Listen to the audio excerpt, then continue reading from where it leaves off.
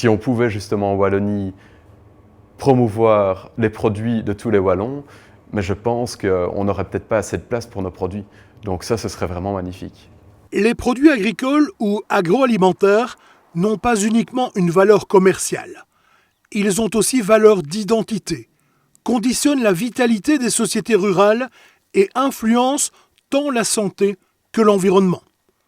Prôner l'exception agricole, c'est reconnaître ses multiples dimensions et leur importance dans la régulation des marchés. En 30 ans, la Belgique a perdu 70% de ses exploitations agricoles. Des marchés volatiles, des prix en chute libre et une confiance ébranlée envers le monde de la terre. Pour moi, c'était énorme, et c'est la grosse différence entre le début de ma carrière et maintenant. C'est que quand j'ai commencé, on avait des prix garantis. Donc, on pouvait aller trouver son banquier, faire un projet et dire voilà, je développe ça et dans 2 ans, je gagnerai plus ou moins tel revenu. À l'heure actuelle, dans tous les secteurs, on est incapable de dire ce que sera la situation 2 ans après. Ça, pour les jeunes, c'est un gros problème pour moi.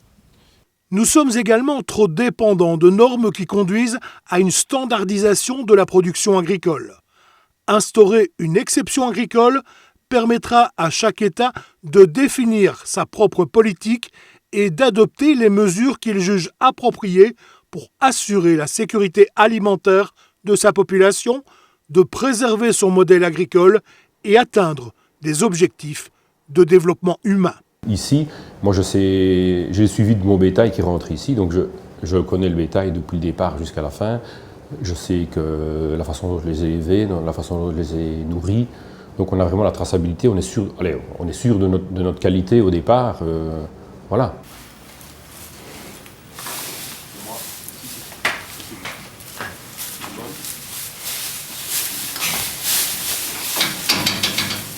Je sélectionne du blanc-bleu, je reste sur le blanc-bleu, parce que moi je trouve que c'est une race intéressante au niveau de la viande, surtout au niveau de la génisse, parce que quand on l'a réengraissé un minimum, si elle a fait un vélage ou 2, donc réengraissé avec de la nouvelle graisse, on va dire, de la nouvelle viande, on a beaucoup de goût et on garde de la tendreté, donc voilà, pour moi ça reste très intéressant, même par rapport aux races françaises et tout ça, on n'a pas à rougir devant ces viandes-là, donc on reste sur le blanc-bleu.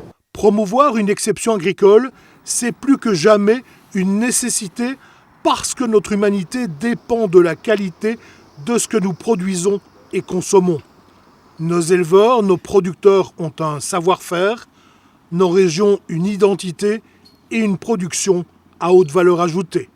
Nous, on a développé une clientèle au magasin qui vient à chaque fois vouloir demander pourquoi. Moi, on vient pour la Belle de Rosou. C'est une pomme qui est terrible et on a environ 15 variétés comme ça, dont il y a des variétés la Pirouette, vous avez de la Boss Cup, vous avez vraiment tout type de variétés en fonction du goût des personnes. Et ces variétés, justement, vu qu'on transforme nos produits, on sait les transformer en jus pétillant, en vin également, il y a des vins de fruits, en cidre, et vous savez avoir un cidre plutôt doux, un cidre plutôt brut, en fonction de la variété.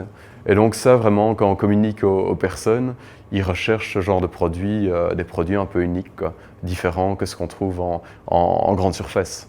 Soutenir l'agriculture, c'est soutenir les producteurs, les consommateurs.